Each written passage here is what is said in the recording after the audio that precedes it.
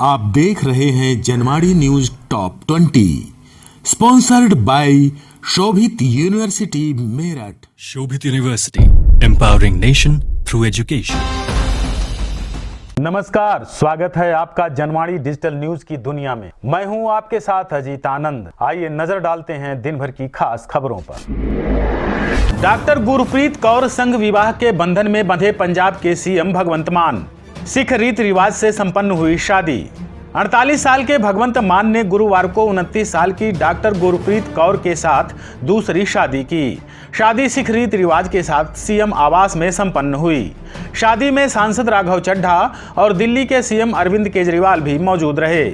बता दें कि 6 साल पहले भगवंत मान का पहली पत्नी से तलाक हो गया था।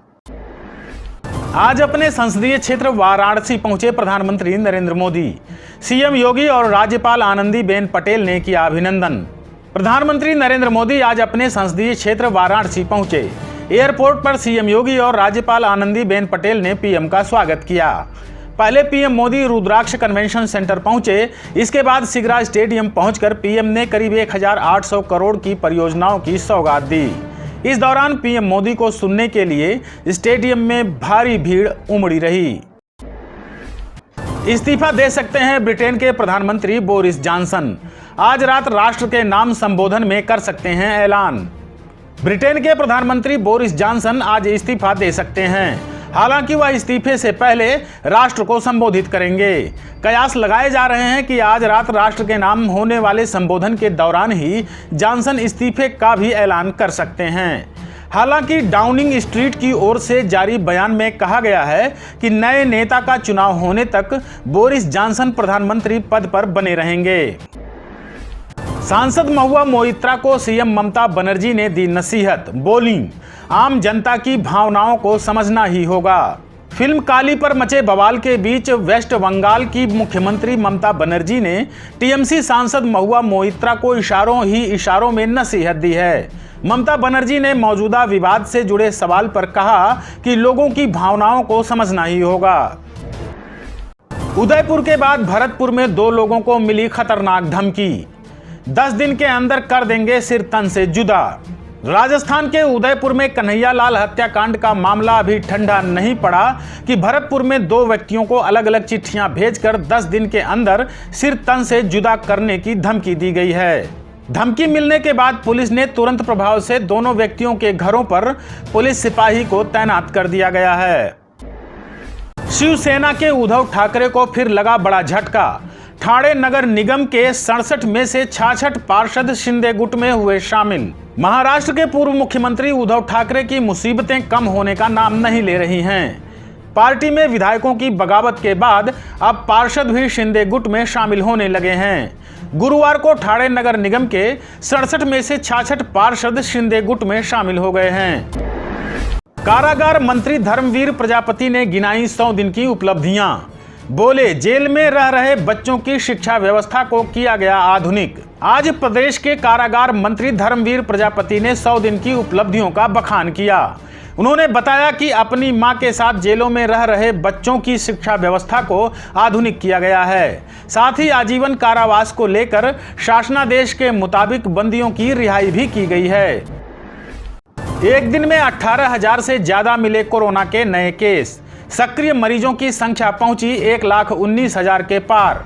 केंद्रीय स्वास्थ्य मंत्रालय की रिपोर्ट के मुताबिक गुरुवार को देश भर में 18,930 नए केस मिले हैं।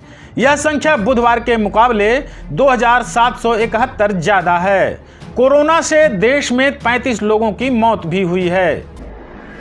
कर्नाटक के केरूर में 2 समुदायों के बीच भड़की हिंसा। शुक्रवार तक बंद किए गए स्कूल कॉलेज, लागू की गई धारा 144।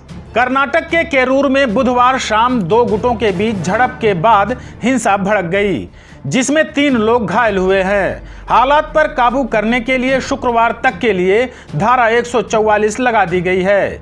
बताया गया है कि 2 गुटों के बीच बहस के बाद हिंसा शुरू हो गई थी। उद्धव ठाकरे का साथ छोड़ने की तैयारी में हैं 12 सांसद। शिवसेना के पूर्व मंत्री गुलाब राव पाटिल ने किया बड़ा दावा।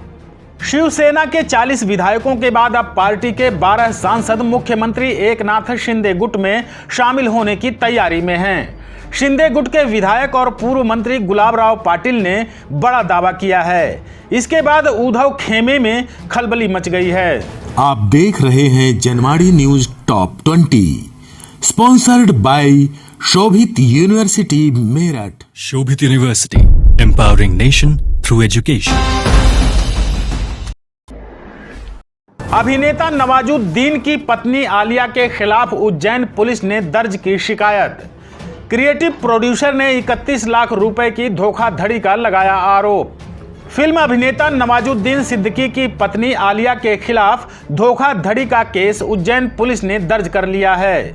उज्जैन के क्रिएटिव प्रोड्यूसर ने 31 लाख रुपए की धोखाधड़ी का केस दर्ज करवाया है।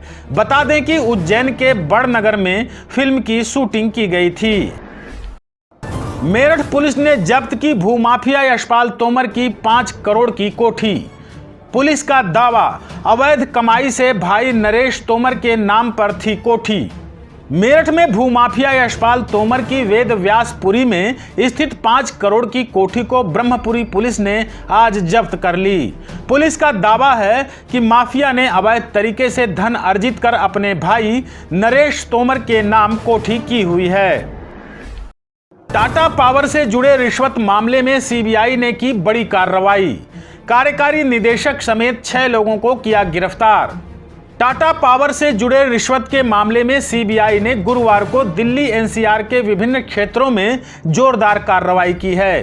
केंद्रीय जांच एजेंसी ने power grid corporation of India के कार्यकारी निदेशक बीएस झा समेत 6 लोगों को गिरफ्तार किया है। ओपी चौटाला की याचिका पर हाई कोर्ट ने भेजा सीबीआई को नोटिस। 4 साल जेल की सजा के आदेश को दी थी चुनौती। हरियाणा के पूर्व मुख्यमंत्री ओम प्रकाश चौटाला की याचिका पर दिल्ली हाई कोर्ट ने केंद्रीय जांच एजेंसी सीबीआई को नोटिस भेजा है। ओपी चौटाला ने आय से अधिक संपत्ति रखने के मामले में विशेष सीबीआई कोर्ट के आदेश को रद्द करने और उन्हें मिली 4 साल कारावास की सजा को स्थगित करने के लिए हाई कोर्ट में याचिका दायर की थी। नोएडा में 7 महीने की मासूम से दुष्कर्म, बच्ची की हालत गंभीर। ग्रामीणों ने आरोपी को दबोचकर पुलिस को सौंपा। नोएडा के दनकौर क्षेत्र के एक गांव में 7 माह की मासूम से दुष्कर्म कर भाग रहे आरोपी को ग्रामीणों ने दबोच लिया है। ग्रामीणों ने आरोपी मुतैना गांव निवासी मनोज को पुलिस को सौंप दिया है। पुलिस ने मामला दर्ज कर आरोपी को गिरफ्तार कर लिया है। फिलहाल अस्पताल में भर्ती बच्ची की हालत गंभीर बताई जा रही है। पूर्व सीएम लालू प्रसाद यादव की हालत बेहद नाजुक। पत्नी राबड़ी देवी ने की अपील, बोली जल्दी ठीक होने की दुआ कीजिए। राष्ट्रीय जनता दल के सुप्रीमो लालू प्रसाद यादव की हालत बेहद नाजुक बनी हुई है। उन्हें देर रात दिल्ली के एम्स में भर्ती कराया गया है, जहां वरिष्ठ डॉक्टरों की टीम लालू यादव के इलाज में जुटी हुई है। उधर पत्नी राबड़ी देवी ने भावुक अपील करते हुए कहा कि दुआ कीजिए जल्दी ठीक हो जाएं। 2 ब्रांडेड कंपनियों के लाखों की कीमत के जूते जब्त, हिरासत में लिए गए 2 शोरूम मालिक। मेरठ में 2 ब्रांडेड कंपनियों के नकली जूते बनाने के कारोबार का आज लाल कुर्ती क्षेत्र में ब्रांड प्रोटेक्टर कंपनी ने खुलासा करते हुए 2 शोरूम मालिकों को हिरासत में लेकर 11 लाख रुपए की जूते बरामद किए हैं। पूरा मामला थाना लाल कुर्ती पैठ का है। डिप्टी सीएम ब्रजेश पाठक ने पेश किया 100 दिन का रिपोर्ट कार्ड। बोले उपचार के साथ ही रोजगार सृजन के लिए भी कर रहे हैं काम। उप मुख्यमंत्री ब्रजेश पाठक ने गुरुवार को प्रेस कॉन्फ्रेंस कर स्वास्थ्य विभाग की 100 दिन की उपलब्धियों का ब्यौरा पेश किया। उन्होंने कहा कि हम स्वास्थ्य विभाग में रोजगार के सृजन पर भी काम कर रहे हैं।